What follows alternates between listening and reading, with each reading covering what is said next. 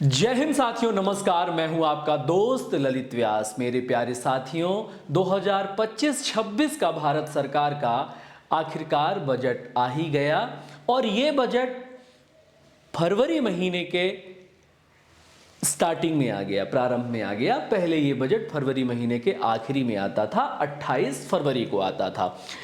उसके बाद 2017 से ये बजट, अरुण जेटली उस टाइम पे वित्त मंत्री थे और 2017 से ये जो बजट सत्र है वो फरवरी के प्रारंभिक सप्ताह में ही आने लगा। तो ये हो गई जानकारी। तो क्या मिला बजट में, हम लोग क्रमवार तरीके से समझेंगे। क्या है बजट, बजट कैसे तैयार किया जाता है और 2025-26 में हमें बजट से क्या फायदे होने वाले हैं। तो इस बार हमारे 2025-26 के बजट में आदरणीय सीतारमण, जो हमारी वित्त मंत्री हैं भारत सरकार की, केंद्र सरकार की, उन्होंने अपना खुद का आठवां बजट पेश किया है। इससे पहले अंतरिम बजट पेश करा था 2024 में जुलाई महीने में। वो स्मॉल बजट था, ये फुल बजट है।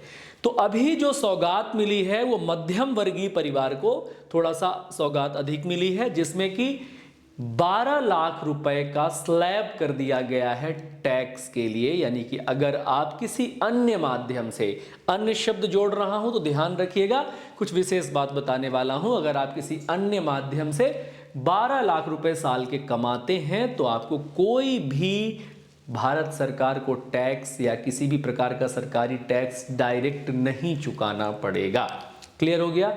टैक्स के कई प्रकार के होते हैं। टैक्स प्रत्यक्ष होते हैं, अप्रत्यक्ष होते हैं। हम प्रत्यक्ष करों की बात कर रहे हैं, नहीं चुकाना पड़ेगा। टेक 2, अगर आप सैलरीड हैं, अगर आपको सैलरी मिलती है, पे स्लिप होती है आपकी, नौकरी पेशा में अगर आप हैं, तनख्वाह मिलती है आपको, तो आपको 12.75 लाख की छूट है। यानी 12.7 लैक्स, 12,75,000 तक आपको कोई टैक्स नहीं देना पड़ेगा।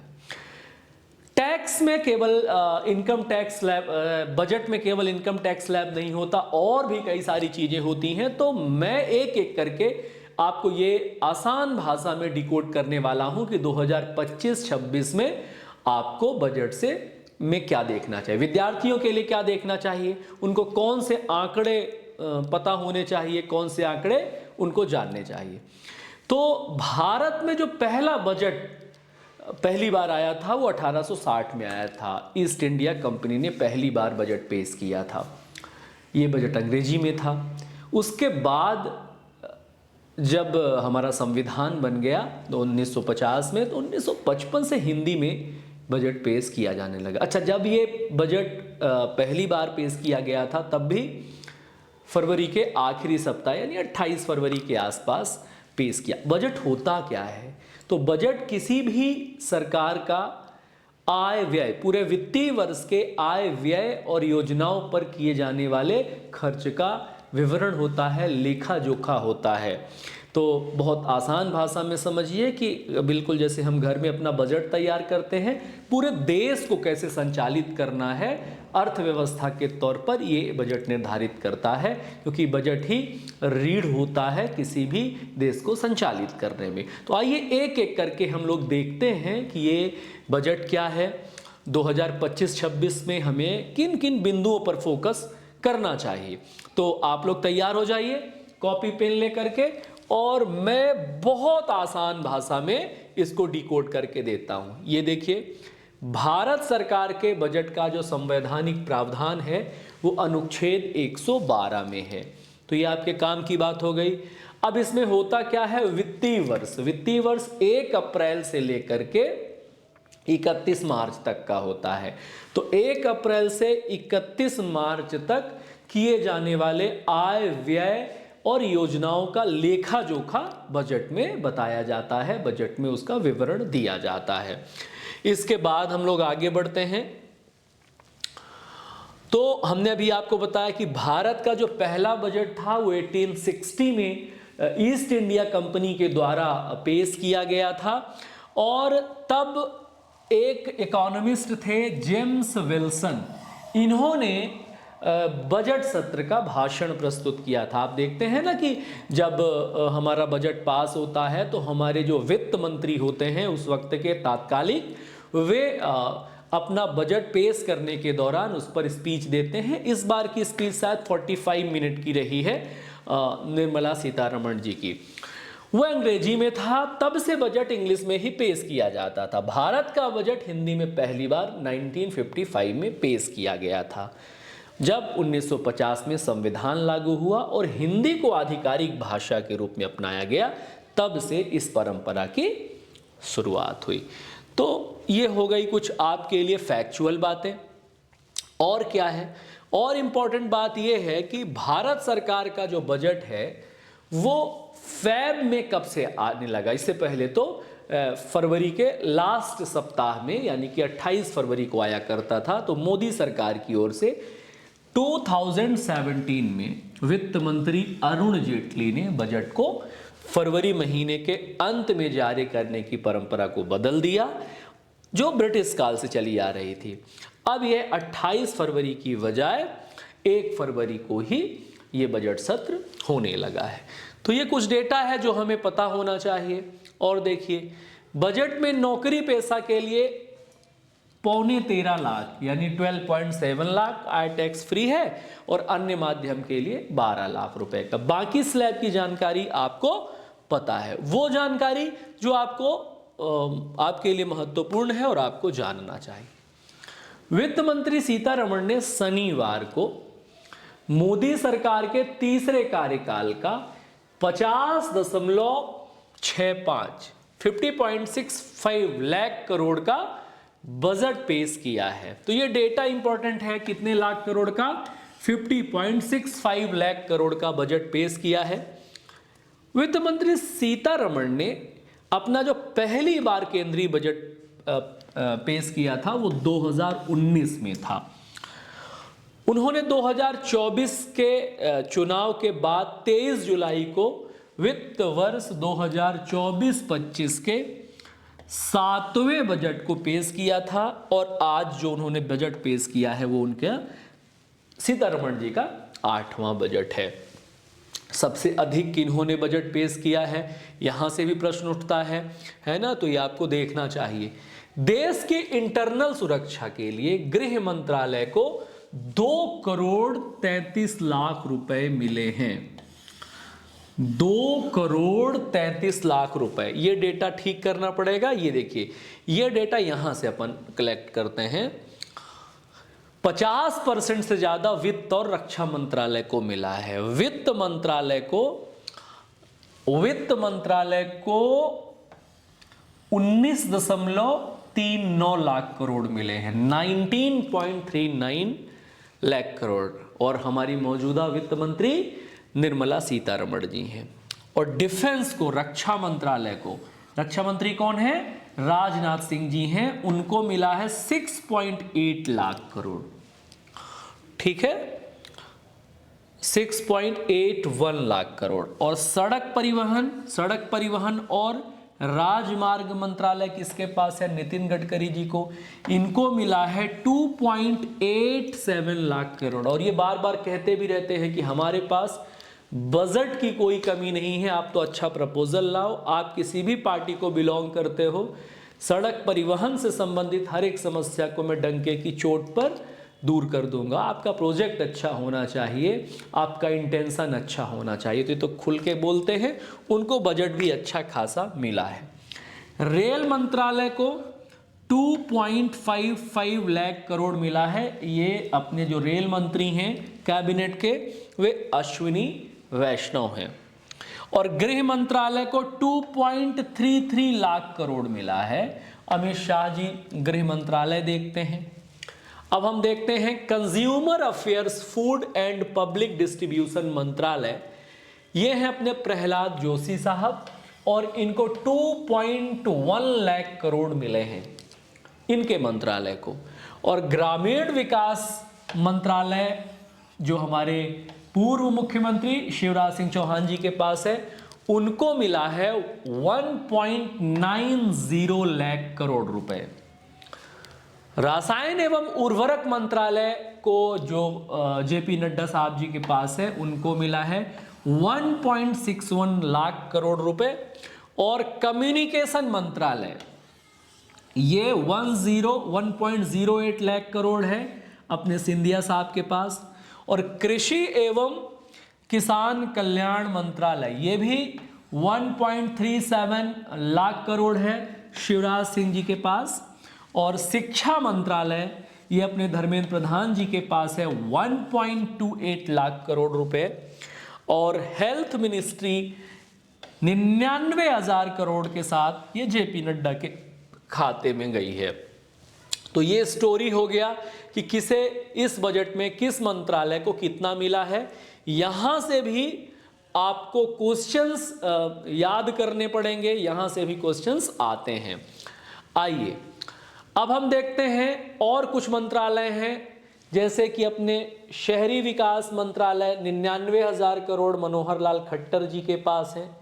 और महिला एवं बाल विकास 26,000 करोड़ ये अन्नपूर्णा देवी जी के पास है। और खेल और युवा कल्याण जो 3.74 करोड़ है ये रिजिजू जी साहब के पास है। तो ये कुल मिलाकर के दैनिक भास्कर के सौजन्य से हमने ये कटिंग यूज़ करी हुई है, तो उनको बहुत बहुत धन्यवाद। अब हम लोग देखते हैं कि वित्त मंत्री निर्मला सीतारमण ने एक ऐलान किया है कि किसान क्रेडिट कार्ड जो कम ब्याज पर किसान क्रेडिट कार्ड पर लोन मिलता है उसकी लिमिट 3 लाख से बढ़ा करके 5 लाख रुपए कर दी गई है। तो ये भी एक सौगात है मिडिल क्लास फैमिली के लिए। आपको और जानना होगा कि 2025 में स्कूलों के लिए क्या घोषणाएं की गई हैं। पहली है 50,000 अटल टिकरिंग लैब सेटअप होंगे। ये क्या होंगे?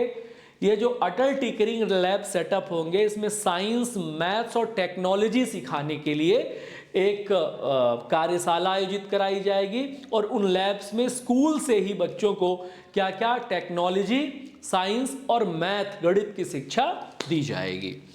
सरकारी स्कूलों में अगले 5 सालों में गवर्नमेंट सेकेंडरी स्कूलों में ब्रॉडबैंड कनेक्टिविटी दी जाएगी, यानी हर एक विद्यालय में इंटरनेट की सुविधा होनी तय हो जाएगी। यानी आने वाला जो दौर है, आने वाला समय है, वो इंटरनेट शिक्षा की ओर आगे बढ़ रहा है, यानी ऑनलाइन शिक्षा की ओर उनको भी प्रोत्साहित किया जाएगा। भारतीय भाषा पुस्तक स्कीम की शुरुआत स्कूलों और उच्च शिक्षा के लिए की जाएगी। जैसे कि मध्य प्रदेश में मेडिकल में और इंजीनियरिंग में और कंप्यूटर में हिंदी भाषा यानी यहाँ की जो मौलिक भाषा है वहाँ पर शिक्षा दी जाने लगी है और पुस्तकें आवंटित कराई जाने लगी हैं। इसी प्रकार देश में हर जगह पर जो साउथ इंडियंस हैं उनकी लोकल भाषा में वहाँ पे पढ़ाई होगी, जो हिंदी भाषी क्षेत्र है हिंदी में पढ़ाई होगी। यानी हर प्रदेश में जो वहाँ की प्रमुख भाषाएं हैं उनसे जुड़ी हुई पढ़ाई, जिससे ये माना गया है कि अगर हम अपनी मातृभाषा में पढ़ाई करते हैं तो एजुकेशन की गुणवत्ता में भी वृद्धि होती है और हम सही दिशा में सही समय पर शिक्षा ग्रहण कर सकते हैं। तो ये एक अच्छी पहल है। और इसके बाद आप देखिए और क्या क्या इस बजट में है। इस बजट में आईआईटी के लिए कुछ घोषणाएं की गई हैं। पिछले 10 सालों में 23 आईआईटी में 65,000 से 1.35 जो स्टूडेंट की क्षमता है वो कर दी गई है। बात क्षमता की है। अब 2014 के बाद शुरू हुए 5 आईआईटीज में 6500 अधिक छात्रों की क्षमता बढ़ाई जाएगी। आईआईटी पटना को एक्सपेंड किया जाएगा, ये बात तय हो गई। अब देखिए और क्या जानना चाहिए आपको। 2025-26 के बजट में मेडिकल एजुकेशन के लिए कुछ घोषणाएं की गई हैं। 10 साल में 1.1 लाख मेडिकल सीट्स यूजी और पीजी में बढ़ी हैं। ये 130% बढ़ोतरी है। तो ये डेटा आपको पता होना चाहिए। अगले साल मेडिकल कॉलेजों में 10,000 अतिरिक्त मेडिकल की सीटें बढ़ाई जाएंगी। अगले 5 सालों में 75,000 मेडिकल सीट बढ़ाने का लक्ष्य निर्धारित किया गया है। कुछ और चीजें देखते हैं। बजट 2025 में एजुकेशन के लिए भी बड़ी घोषणाएं की गई हैं। बिहार में national institute of food technology, entrepreneurship and management स्थापित किया जाएगा। देश के सरकारी स्कूलों में 50,000 अटल टिकरिंग लैब्स स्थापित किए जाएंगे। अभी मैंने आपको बताया अटल टिकरिंग लैब क्या है। ये जो बिहार का मामला है, बिहार के मामले में थोड़ा ज़्यादा फोकस किया जा रहा है, थोड़ा खतरा नज़र आ रहा है वहाँ की सीटों पर, तो बिहार पर थोड़ा रुझान इनका बढ़ रहा है। वहाँ की 73 सीटों पर इसका फायदा होता हुआ नज़र आ रहा है।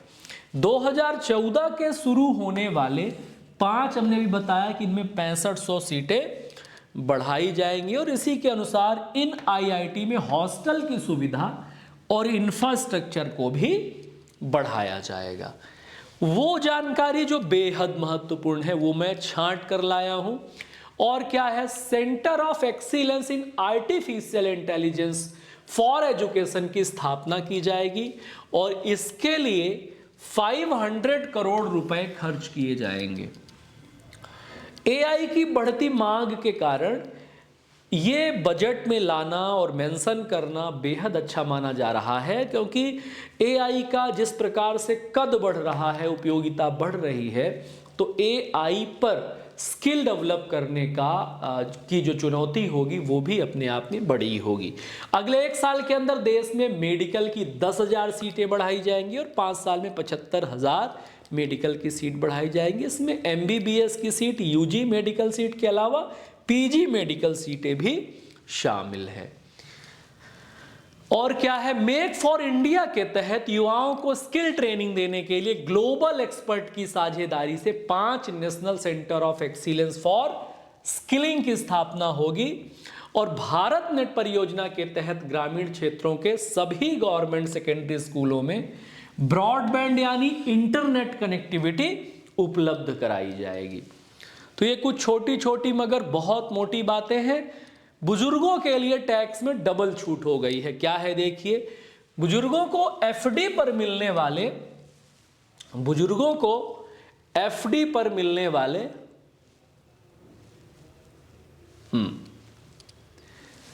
50,000 ब्याज पर टीडीएस नहीं लगाया जाता था, अब इसे बढ़ाकर 1 लाख कर दिया गया है। यानी 50,000 तक नहीं लगता था, अब 1 लाख तक भी नहीं लगेगा। यानी किसी डिपॉजिट से उन्हें अगर 1 लाख ब्याज मिल रहा है तो उन्हें टीडीएस नहीं देना होगा। तो जो भी पैसा है आप बुजुर्गों के खातों में डाल दो भैया। नेशनल सेविंग स्कीम खाते से 29 अगस्त 2024 के बाद निकाली गई रकम को टैक्स के दायरे से बाहर कर दिया जाएगा, ये ध्यान रखिएगा। तो ये बुजुर्गों के लिए टैक्स में डबल छूट हो गई है। महिलाओं के लिए 2 करोड़ रुपए का टर्म लोन है। 5 लाख SC ST महिलाएं जो पहली बार एंटरप्रेन्योर बनी हैं, उन्हें अगले 5 साल में 2 करोड़ का टर्म लोन दिया जाएगा। आंगनवाड़ी योजना के तहत देश भर में 8 करोड़ से अधिक बच्चों और 1 करोड़ गर्भवती महिलाओं को पौष्टिक भोजन दिया जाएगा। महिलाओं के लिए मिशन शक्ति योजना को 3,150 करोड़ का बजट दिया गया है। तो ये आप सभी के लिए बहुत फायदेमंद है। बेटी बचाओ, बेटी पढ़ाओ, नारी अदालत, महिला हेल्पलाइन, महिला पुलिस वॉलेंटियर योजनाओं को इसमें 629 करोड़ रुपए मिलेंगे। स्वधार गृह, मातृवंदन, वर्किंग वुमेन्स हॉस्टल और नेशनल क्रेच जैसी स्कीम्स को 2,521 करोड़ का बजट दिया गया है। ये कुछ चीजें हैं जो आपको ध्यान रखनी है। किसानों के लिए पीएम धनधान्य योजना बच्चों के लिए बहुत इंपॉर्टेंट है। पीएम धनधान्य योजना 1.7 करोड़ लोगों को फायदा होगा। कम उत्पादकता वाले 100 जिलों में पीएम धनधान्य कृषि योजना लागू की जाएगी। इसके तहत प्रोडक्शन बढ़ाया जाएगा। पंचायत लेवल पर स्टोरेज की व्यवस्था की जाएगी। 1.7 करोड़ किसानों को इसका फायदा होगा। क्रेडिट कार्ड की बात हमने बता ही दी है कि वो 3 लाख से बढ़कर 5 लाख हो गया है, और डेयरी और मछली पालन के लिए 5 लाख रुपए का लोन आपको दिया जाएगा। तो ये 2025 बजट की कुछ महत्वपूर्ण बातें हैं। दालों में आत्मनिर्भरता हासिल करने के लिए 6 साल का मिशन होगा। इसके तहत नेफेड और दूसरी केंद्रीय एजेंसियां किसानों से अगले 4 साल तक दाल खरीद सकेंगी। कपास उत्पादन के लिए 5 साल की कार्य योजना है और प्रोडक्शन मार्केटिंग पर फोकस रहेगा। असम के नाम रूप में नया यूरिया प्लांट यानी यूरिया प्रोडक्शन पर भी ध्यान दिया गया है स्पेशल रूप से। यह ध्यान रखना है, पूरे देश में यूरिया की शॉर्टेज हो जाती है जब कभी फसल बोनी का समय होता है। तो ये कुछ बातें जो बहुत महत्वपूर्ण थी। स्वास्थ्य के लिए 200 डे केयर कैंसर सेंटर बनेंगे। सरकार ने यह ध्यान रखिएगा 36 जीवन रक्षक दवाएं पूरी तरह से फ्री कर दी हैं। 36 जीवन रक्षक दवाएं पूरी तरह से टैक्स फ्री कर दी हैं। कैंसर जैसी बीमारियों से जूझ रहे लोगों और परिवारों को राहत देने के लिए अगले 3 सालों में सभी जिला अस्पतालों में 200 डे केयर कैंसर सेंटर बनाया जाएगा। ये बहुत इंपॉर्टेंट है हेल्थ को लेकर के। जीवन रक्षक दवाएं, इलेक्ट्रॉनिक सामान और मोबाइल सस्ते हो जाएंगे। तो थोड़ा सा आप देखिए क्या क्या जीवन रक्षक दवाएं 36 प्रकार की हैं। इलेक्ट्रॉनिक सामान, ओपन सेल और अन्य कंपोनेंट की ड्यूटी घटकर 5%। Electronic vehicle, EV battery manufacturing के लिए 35 एडिशनल गुड्स, मतलब इलेक्ट्रॉनिक वाहन भी सस्ते हुए हैं, मोबाइल फोन सस्ते हुए हैं, शिप मैन्युफैक्चरिंग सस्ती हुई है, फुटवियर, फर्नीचर, हैंडबैग सस्ते हुए हैं, क्रिटिकल मिनरल्स भी सस्ते हुए हैं। तो ये कुछ चीज़ें जो हमारे जेब पर कम भार डालने वाले हैं, यह ध्यान रखिएगा। तो ये हमारा नई संसद है जहाँ पर नई सरकार की पहली बजट आई है, और हमें पूरी उम्मीद है कि ये बजट हम लोगों के लिए सौगात लेकर के आए। इस पर और टिप्पणी नकारात्मक भी हो सकती हैं, इनकी और वजहें निकाली जा सकती हैं। डेमोक्रेटिक कंट्री है और यहाँ पॉजिटिव के साथ नेगेटिविटी भी होती रहनी चाहिए, तभी डेमोक्रेसी संतुलित रह सकती है। तो हमारा काम सकारात्मकता फैलाना था, हमारा काम पॉजिटिविटी ढूंढना था, और एनालिसिस करेंगे। जो कुछ भी इसमें नकारात्मक दिखेगा 2-4 दिन में चिन्हित करेंगे।